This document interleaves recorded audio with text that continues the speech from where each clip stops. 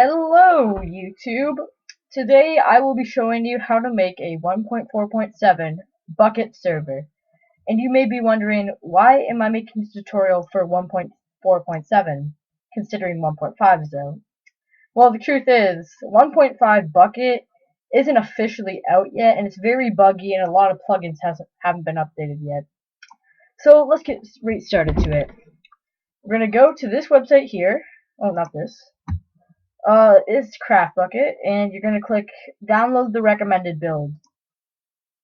The link will be in the description.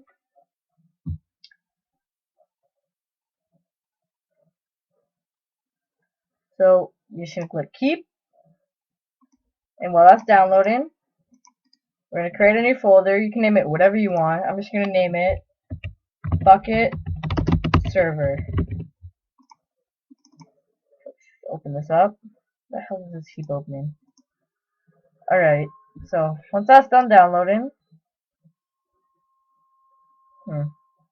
seems like it's wanting to take a while for some reason.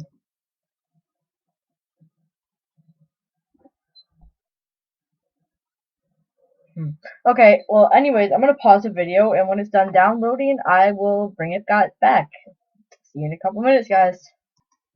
Alright guys, sorry about that. It turns out the reason it was taking so long is I was uploading a video at the same time. So basically, it's going to drag that into your folder that you've made, and you are going to rename that to just craftbukkit. You don't have to do this, but I normally do this just to make it simpler. And then you're going to create a new text file. You see right there, text document. And it should open up, and it should just be blank.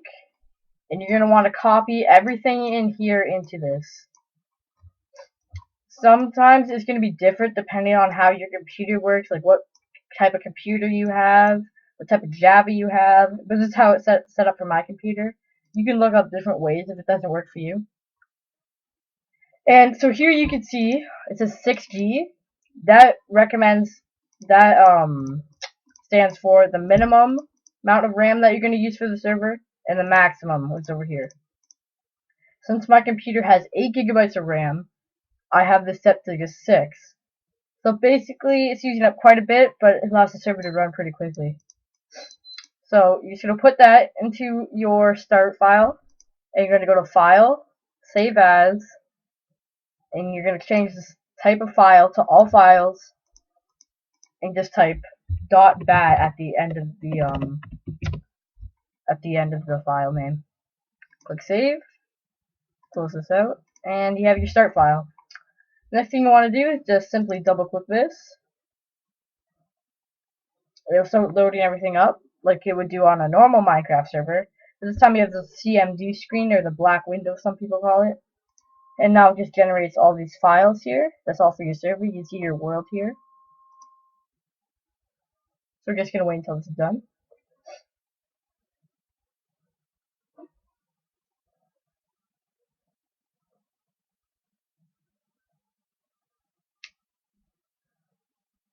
Alright, so now that's done, you're going to see a couple more files down here.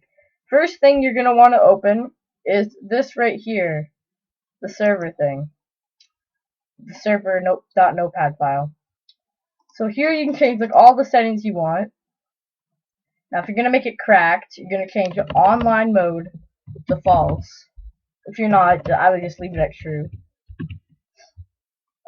You can see other stuff like generate your settings, allow the nether, the level name, allow flight, the port, the level type, enable Archon, which I have no clue what that does, the seed, the IP, the max build height. I would not recommend putting that any higher than 256. It may cause crashes. Spawn NPCs, whitelist, which allows only certain players to join if they're on the list. Animals, snooper, hardcore, texture pack. That's basically, it's kind of new. It allows like a server texture pack. Like if you want a texture pack for the server, you can give like a recommended thing. Online mode allows cracked or non-cracked. PvP difficulty. 0 is peaceful, 1's easy, 2 is normal, and 3 is hard. Just put this at 1 for now. Game mode, 0 is survival, 1 is creative, and 2 is adventure. Max players 20. That's about right. Spawn monsters. Generate structures like villages, caves, and other stuff like that. View distance 10. I don't really mess around with this. And MOTD. This is what the people are going to see when they're in your server, in their server list, and they add the server. It's going to say RIP add the server. So you probably want this to give it something a little interesting. So let's say amazing server, join now. Well, whatever. It's nothing major. It's just whatever. Not a big deal.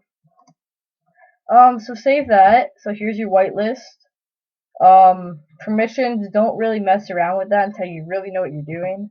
Ops, you're gonna probably want to type your name in here, or you can type the command op and then your name. In my case, I'm the killer, so op the killer. And then some other things are in here. And you see here plugins. This folder's empty right now, but this allows to like enhance your server. So let's go get some plugins. So let's go to the Bukkit plugin list. There will be a link to here in the description if you want to go to this. I have a feeling you would. And a couple plugins that almost every server runs with. Essentials. Everybody, I mean almost everybody, has Essentials. Now to install this, just click on it, click download again, and you'll get a little WinRAR file. You're just going to click it, and you're going to drag everything that you want of the plugins. As you can see, there's more than one. There's a spawn. Everybody uses spawn. You need jar to work. You need chat. And so a lot of people use protect just to protect themselves from grief. So just select all this. Not in that mode. Just drag this into your plugins folder. Stop the server. And for this, every time you install a plugin, you have to restart the server for it to take effect. Just click start again.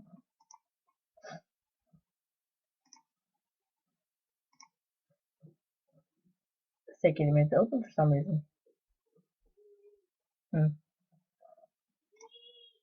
Try this again. Oh, that was weird. Alright, so as you can see, it's all opening. And it's generating the config files, as you can see in here. So now if we open up our plugins folder again, you'll see a couple other things. Essentials is for like the configuration stuff that you just installed. And plugin matrix is basically allows for all your plugins to work together all nicely. So now you just want to join your server. I'm not going to join it, but just don't want you to see all my IPs and stuff. But it will work, just trust me, just try it yourself. If you want to find out your IP, just go on Google and type in what is my IP. And it'll show your public IP address right there. Or when you're in MineCraft and you want to enter a server IP, just change it to localhost. Just type that out for you. So you just want to type just like that, localhost.25565. Depending on what your port is, I would just put 25565. That's the basic one. So you just do that, and if you want people to join, your server has to either be port forwarded or you can use Hamachi. To use Hamachi, you go and install that. There'll be a link to that in the description as well. You're going to create a network. Let's just rename this Bukkit server the killer. For the password, just put 123. Just so it's easy to remember. Create, and now for people to join, they have to join this network, and then see right here, that's my IP for Hamachi, and they have to be in your network and use your IP. If you have any more questions or you want a more in-depth tutorial, let me know in the comments and I will make one or satisfy your questions and answers. This has been The Killer, making a Bukkit server. I will see you guys later.